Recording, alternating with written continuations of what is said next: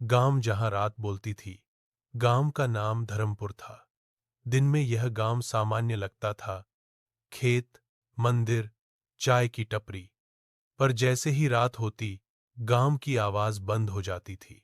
न कुत्ते भौंकते, न झिंगुर बोलते, न ही जंगल से कोई आवाज आती। लोग कहते थे, जंगल रात को सांस लेना बंद कर देता है। इसी गांव में रहती थी मीरा, एक वाइल्ड लाइफ रिसर्चर, जो शहर से सिर्फ एक वजह से आई थी। पिछले 6 महीने में जंगल के पास से 7 लोग लापता हो चुके थे। पर एक अजीब बात थी, लाशें कभी नहीं मिली।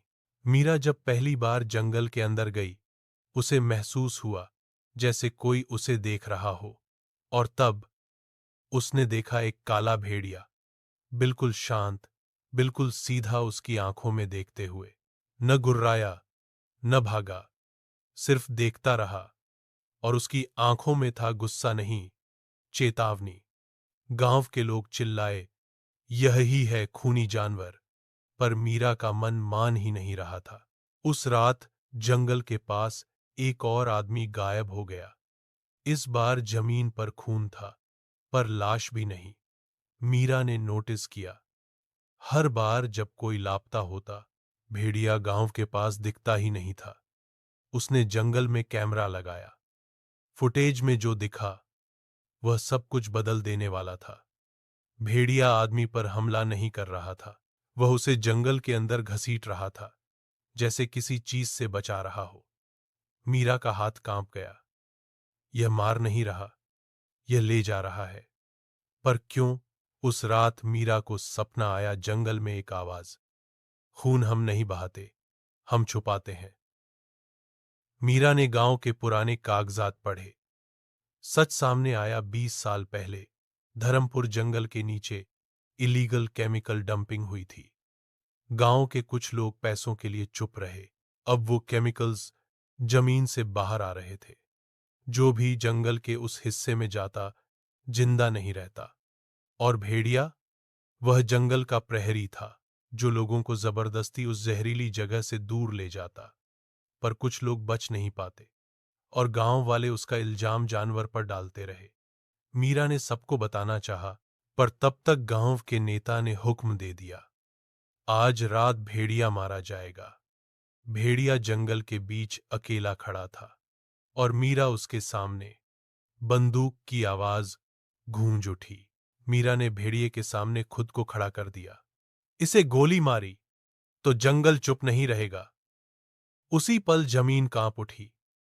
जहरीली जमीन धंसने लगी, लोग गिरने लगे, और भेड़िया पहली बार गुर्राया। पर गुस्से में नहीं, दर्द में। वन विभाग और मीडिया पहुंच गए। सच सबके सामने आ गया। केमिकल डंपिंग का केस खुला। गांव के कुछ बड़े लोग गिरफ्तार हुए। भेड़िया घायल था, पर जिंदा। मीरा ने उसके कान के पास धीरे से कहा, अब कोई तुम्हें खूनी नहीं बोलेगा। भेड़िया ने उसकी तरफ देखा, और उस रात जंगल ने फिर से आवाज की। कुछ महीने बाद धर्मपुर जंगल को संरक्षित क्षेत्र बना दिया गया। जहरीली जमीन सील कर दी गई। भेड़िया अब भी जंगल में था। लकड़ी का उपयोग दरवाजे से देखते, और सिर झुका देते। मीरा वापस शहर जा रही थी। जंगल के किनारे उसने पीछे मुड़कर देखा। वही काला भेड़िया, डॉट शांत जिंदा, डॉट खामोश। इस बार उसकी आंखों में वार्निंग ना आई था, सिर्फ सुकून। धर्मपुर जंगल प्रोटेक्टेड जोन बन चुका था, पर जंगल के अंदर सब ठीक नहीं था। मीरा शहर लौट चुकी थी, लेकिन उसका मन बार बार वहीं अटक जाता, उस काले भेड़िए पर, जो सिर्फ एक जानवर नहीं था। एक रात मीरा को वन विभाग से कॉल आया, मैडम, जंगल में फिर से कुछ गड़बड़ हो रही है। इस बार लापता होने वाले लोग गांव के नहीं, शहर से आए हुए ठेकेदार थे। और इस बार जमीन पर खून भी नहीं था। मीरा तुरंत धर्मपुर वापस आई। जंगल के अंदर घुसते ही उसे वही पुराना एहसास हुआ, जैसे जंगल उसे पहचान रहा हो। और दूर से काले भेड़िए की एक हल्की सी हौल। पर इस बार आवाज में दर्द था। जांच में एक खौफनाक सच सामने आया। केमिकल डंपिंग सिर्फ एक जगह पर नहीं हुई थी। पुराने रिकॉर्ड जला दिए गए थे, पर जंगल यादें नहीं भूलता। जमीन के नीचे अभी भी कुछ पॉकेट एक्टिव थे और नए ठेकेदार इलीगल माइनिंग शुरू कर चुके थे। भेड़िया उन लोगों को मार नहीं रहा था, वह उन्हें जंगल के अंदर ले जाकर जिंदा रहने के लिए मजबूर कर रहा था, ताकि सच सामने आए। पर एक ठेकेदार जंगल से जिंदा निकला और उसने झूठ बोल दिया। भेड़िया हमें शिकार बना रहा था। मीडिया भड़क उठी। फिर से जंगल पर सवाल। मीरा समझ गई यह सिर्फ जंगल की नहीं, सच की भी जंग है। उस रात भेड़िया पहली बार मीरा के बिल्कुल पास आया। उसकी आंखों में एक सवाल था, क्या तुम फिर मेरा साथ दोगी? सरकार ने आदेश दिया, खतरनाक जानवर को हटा दिया जाए, यानी भेड़िए को मारने का हुक्म। वन टीम जंगल के अंदर घुसी। बंदूकें तान दी गईं। मीरा ने आखिरी कोशिश की। सबूत, वीडियो, सैटेलाइट डेटा, पर सिस्टम धीरे चल रहा था। और तब जंगल ने खुद बोलना चुना। रात के अंधेरे में सारे जानवर एक ही दिशा में भागने लगे। जमीन फिर कांप उठी। माइनिंग वाली जगह धंस गई। ठेकेदार जिंदा निकले और सब सच उगल दिया। मीडिया कैमरों के सामने। ऑर्डर तुरंत कैंसिल हुआ। भेड़िया एक चट्टान पर खड़ा था, चांद की रोशनी में। मीरा ने देखा उसके पैर से खून बह रहा था। वह जंग जीत चुका था, पर खुद हार रहा था। भेड़िया जख्मी था, पर जंगल ने उसे अकेला नहीं छोड़ा।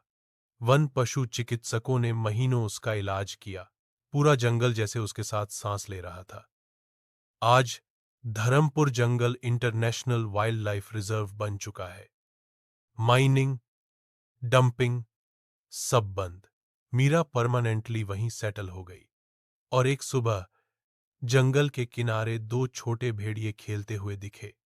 उनके पीछे वो ही काला भेड़िया, मजबूत, शांत, जिंदा।